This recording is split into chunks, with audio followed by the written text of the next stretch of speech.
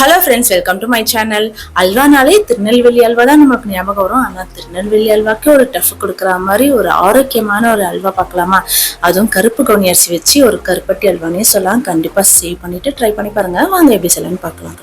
நான் இதுக்கு கருப்பு கவுனி அரிசி 1.5 கப் எடுத்திருக்கேன். இதை நீங்கள் ஓவர் நைட்டும் நீங்கள் ஊற வைக்கலாம். இல்லைன்னா காலையில ஊற வச்சு 8 மணி நேரம் கரெக்டா ஊறணும்.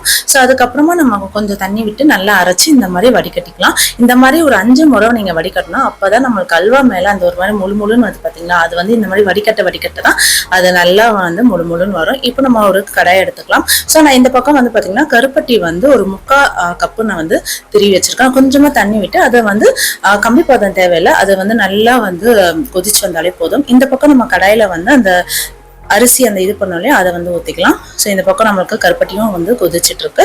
ஸோ இது நல்லா சிம்ல வச்சு இந்த அல்வாவை பண்ணுங்க. ஸோ இப்போ பாருங்க, கருப்பட்டி நல்லா கரைஞ்சிருச்சு. இதை வடிகட்டி தனியாக எடுத்துக்கலாம். இப்போ பாருங்க, கொஞ்சம் கொஞ்சமா நம்மளுக்கு அந்த அல்வா இந்த தண்ணி மாதிரி இருந்தது ஃபர்ஸ்ட். இப்போ பாருங்க திக்காக ஆரம்பிக்குது.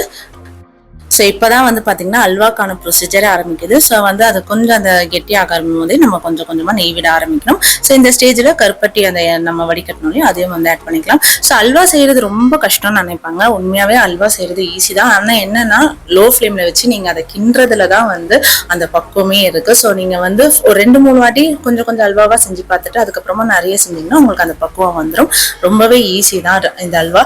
அதுவும் இந்த கருப்பு கவுனி அரிசியோட கருப்பட்டியும் சேரும் போது உண்மையாகவே சொல்றேன், செம்ம வாசனையா இருந்தது அல்வா. செம்ம டேஸ்டாவும் இருந்தது. இது நான் ஃபர்ஸ்ட் டைம் இந்த கருப்பு கவுனி அரிசியில ட்ரை பண்ணணும்னு ரொம்ப நாள் யோசிச்சு வச்சிருந்த ரெசிபி இது. ஸோ ரொம்பவே சூப்பராக இருந்தது. கண்டிப்பாக சேவ் பண்ணிட்டு ட்ரை பண்ணி பாருங்க.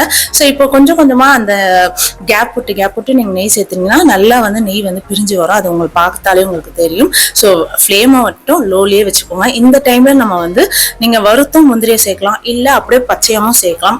சூப்பராகவே இருக்கும். ஸோ இப்போ அல்வா ஃபர்ஸ்ட் டைம் செய்யும் போது உங்களுக்கு எப்படி அதை பதம் பார்க்கணும் அப்படின்றது ஒரு டவுட் வரும். ஸோ இந்த ஸ்டேஜில் நம்ம கொஞ்சமா தண்ணி அந்த பிளேட்ல தண்ணி கொஞ்சம் விட்டுட்டு கொஞ்சம் அந்த ஸ்டேஜ்ல பார்க்கும்போது அந்த அல்வா கரையக்கூடாது. கரையாம கொஞ்சம் கெட்டியா வரும் பாத்தீங்களா, அதுதான் அல்வா ஸ்டேஜ்.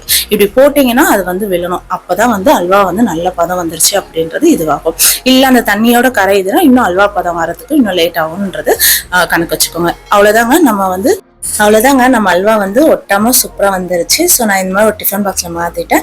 நம்மளுடைய கருப்பு கவுனி அரிசியில கருப்பட்டி போட்டு ஒரு ஆரோக்கியமான அல்வா யாருக்கு தான் பிடிக்காது? குழந்தைங்கள பெரியவங்களுக்கு விரும்பி சாப்பிடுவாங்க.